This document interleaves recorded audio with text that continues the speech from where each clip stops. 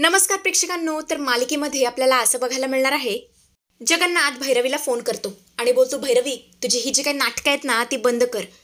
मला माहिती आहे तुला भागवतांचा परिवार अजिबात आवडत नाही. मग त्यांना घरी बोलवायची, जेवायला बोलवायची नाटकी कशाला करतेस? आणि हे ऐकून तर भैरवीला खूप मोठा धक्का बसतो. ती बोलते, काय तुम्हाला इतक्या बारीक बारीक गोष्टी माहिती आहेत, तेही आमच्या गावातल्या? मग तुम्हाला हे सुद्धा माहिती असणार आहे की उद्याच्या कार्यक्रमामध्ये तुमची लेक माझ्यासाठी गाणं गाणार आहे. असं बोलून हे भैरवी फोन ठेवते.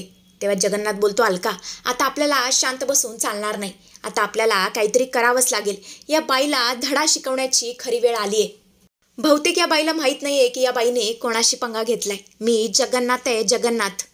हिचे ग्रह तारे फिरवायला मला 2 मिनिटं सुद्धा लागणार नाहीत. आता उद्याच्या कार्यक्रमामध्ये नुसतं बघच. हिची कशी फजिती करतो आणि हिचं कसं पितळ उघडा पाडतो ना, नुसतं बघच. या जगन्नाथची पंगा घेणं ना हिला खूप महागात पडणार आहे. इकडे आता अमृताला बघून कानूच्या मनामध्ये एक विचार येतो. ती विचार करते, खरंच ही अमृता किती चांगली बाई आहे. हिचं चांगलं झालंच पाहिजे. एवढ्या वर्षापासून हिला मूल नाही आहे.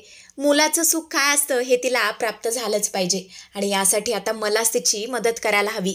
असं म्हणतच ती अमृताजवळ जाते आणि बोलते, ताईसाहेब जर तुम्हाला वाईट वाटणार नसेल तर एक गोष्ट बोलू का?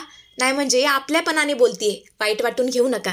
तेव्हा अमृता बोलते, आई अहो बोला, तुम्ही सावलीची आई आहात, म्हणजे मला माझ्या आईप्रमाणेच आहात आणि तुम्ही मला हक्काने काही एक बोलू शकता, तो तुमचा हक्क आहे. तर प्रेक्षकांनो, खरंच ही अमृता मनाने किती चांगली आहे. काल रात्रीसुद्धा ती खाली झोपली. तेव्हा कानू बोलते, आमच्या गावामध्ये ना खूप नावाजलेले एक वैद्यबुवा आहेत. तुमची जर काय हरकत नसेल तर आपण तिकडे जाऊया का? अहो ज्या बायकांना मूलबाळ नसतो ते दुरून त्यांच्याकडे येतात आणि त्यांच्या आशीर्वादाने लगेच 1 वर्षभराच्या आत मूल राहतं. तुम्ही फक्त एकदा त्यांच्याकडे या. लई सिद्ध बाबा आहेत ते आणि त्यांचा गुण खूप जणांना आलाय. एकदा तुम्ही ट्राय करून बघा, मला खात्री आहे तुम्हाला नक्कीच गुण येईल. तेव्हा अमृता बोलते, हो जाऊया ना, माझी काहीच हरकत नाही आहे. आणि अशा प्रकारे तिघे मिळून वैद्यबुवांकडे जाऊ लागतात. पण या तिघींना जाताना बरोबर ऐश्वर्या पाहते आणि जोरातच ओरडते, थांब अमृतावहिनी थांब. असं म्हणतच ती अमृताच्या जवळ येते आणि बोलते, अमृतावहिनी अगं आपली ऑलरेडी वैद्यबुवांकडे ट्रीटमेंट सुरू आहे ना, मग ही ट्रीटमेंट सुरू असताना परत दुसरी ट्रीटमेंट घेण्याची काय गरज आहे? नको, त्याची काही एक गरज नाही आहे. एक तर एकच आपण राखू. तू कुठे जाणार नाही आहेस. आणि सावली, कानू प्लीज तुम्ही वहिनींपासून दूर राहा. उगाच त्यांचे कान भरण्याचे प्रयत्न करू नका. आणि आम्ही ज्या वैद्यबुवांकडे ट्रीटमेंट घेतो ना, त्यांच्या जडीबुटीने नक्कीच गुण येणार आहे. त्या दुधाने तुझ्यावरती नक्कीच असर होणार आहे अमृतावहिनी. माझ्यावरती विश्वास ठेव. फक्त ते दूध प्यायला कधी चुकू नकोस. असं म्हणतच ती अमृताचा हात पकडते आणि तिला आतमध्ये घेऊन जाते.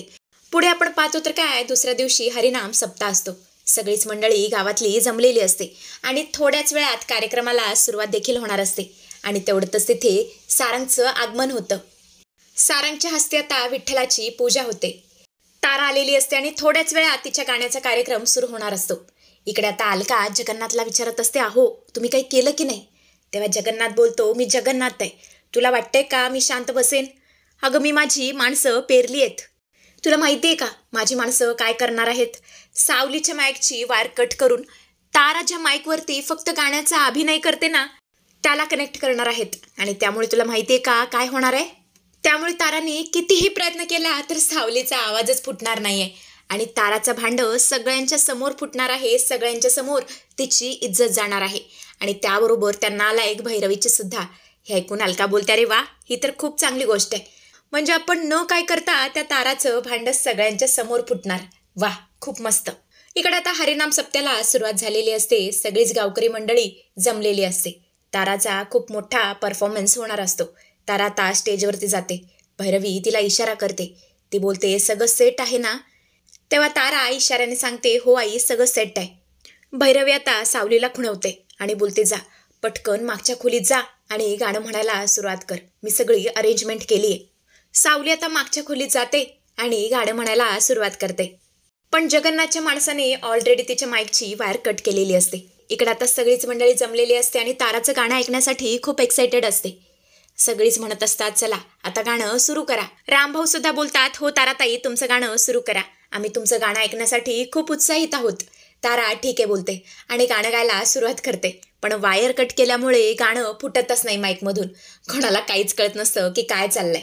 ताराला तर काही समजत नसतं की काय झालंय. ती विचार करते, हिला काय झालं? ही सावली का आत का नाहीये? ते पाहून भैरवी बोलते, झालं, या मुलीने पुन्हा काहीतरी गडबड केली. तेव्हा आता तो कार्यक्रम रद्द होतो. काही भैरवी काहीतरी जुगाड करते. हे तर आपल्याला 17 तारखेच्या प्रोमोमध्येच किंवा भागामध्येच पाहायला मिळेल. तर पुढे आपल्याला असं बघायला मिळतं, हॉलमधली सगळीच मंडळी निघून गेलेली असते, सगळेच गावकरी निघून गेलेले असतात. आता फक्त घरातलीच लोक त्या हॉलमध्ये उपस्थित असतात. तर पुढे आपल्याला असं बघायला मिळतं, या जयंतीच्या हातामध्ये कसली तरी चिठ्ठी असते. ऐश्वर्या बोलते, जयंती आत्ताच काही बोलायचं नाही. जेव्हा मी सांगेन ना तेव्हाच सगळं सत्य सांगायचं, तेव्हाच बोलायचं. तेव्हा जयंती बोलते, अहो ऐश्वर्या मॅडम, तुम्ही अजिबात टेन्शन घेऊ नका. मी ना कुलूपच लावते. मी माझ्या तोंडाला आणि डोक्याला दोन्हीही गोष्टींना कुलूप लावते. आणि जोवर तुम्ही मला सांगत नाही तोवर मी कुणाला सांगणार नाही. तुम्ही अजिबात टेन्शन घेऊ नका. इकडे आता हरिनाम सप्त्याचा देखील कार्यक्रम संपलेला असतो. घरातली तेवढीच मंडळी उपस्थित असते. आणि बरोबर या क्षणाचा ऐश्वर्या फायदा घेते. ती आता जयंतीचा हात पकडते आणि तिला सारंगसमोर हजर करते आणि बोलते, जयंती आता जे काही खरं आहे ना ते सगळं सारंगला सांग, सगळं सांगून टाक. तेव्हा सारंग बोलतो, नक्की काय सांगायचंय? तेव्हा ऐश्वर्या बोलते, सांगेल ना, आता ही जयंती सगळं सांगेल. तेव्हा आता जयंती सारंगला सगळं खरं सांगते. तेव्हा आता जयंती सगळं खरं सांगून टाकते की हा आवाज ताराचा नाहीये, तर आमच्या सावलीच आहे. आणि लहानपणापासून या भैरवी वजेने तिचा आवाज कसा घाण घेतला होता हे सगळं ती सारंगला सांगते. आणि हे ऐकून तर सारंगला इतका मोठा धक्का बसतो. तो खुर्चीवर बसलेला असतो आणि हे ऐकून तो उठूनच उभा राहतो. सावलीच्या तर डोळ्यातून घळाघळा अश्रू वाहत असतात. ऐश्वर्या बोलते, सारंग बघितलंस का, ही मुलगी इतकी मोठी खोटारडी आहे. हिने इतकी मोठी गोष्ट लपवून ठेवली. ही मुलगी जर इतकी मोठी गोष्ट लपवून ठेवू शकते तर ही काय काय करू शकते, काय काय आणि किती खोटं बोलू शकते ना, याचा जरा विचार कर सारंग. पण सावलीच्या डोळ्यातून मात्र घळाघळा अश्रू वाहत असतात. तेव्हा आता हे सगळं कळल्यानंतर सारंग काय निर्णय घेईल? तो सावलीच्या बाजूने उभा राहील का सावलीच्या विरोधात जाईल, तिला सोडून देईल खोटं बोलल्यामुळे? कारण सारंगला खोटेपणाची खूप चीड असते. का सावलीवरती इम्प्रेस होईल? कारण ज्या गाण्याचा तो लहानपणापासून फॅन असतो तेच गाणं त्याच्या स्वतःच्या बायकोचं आहे हे कळल्यावर तो खुश होईल, दुःखी होईल, नाराज होईल, हे सगळं आपल्याला येणाऱ्या भागांमध्ये बघायला मिळेल.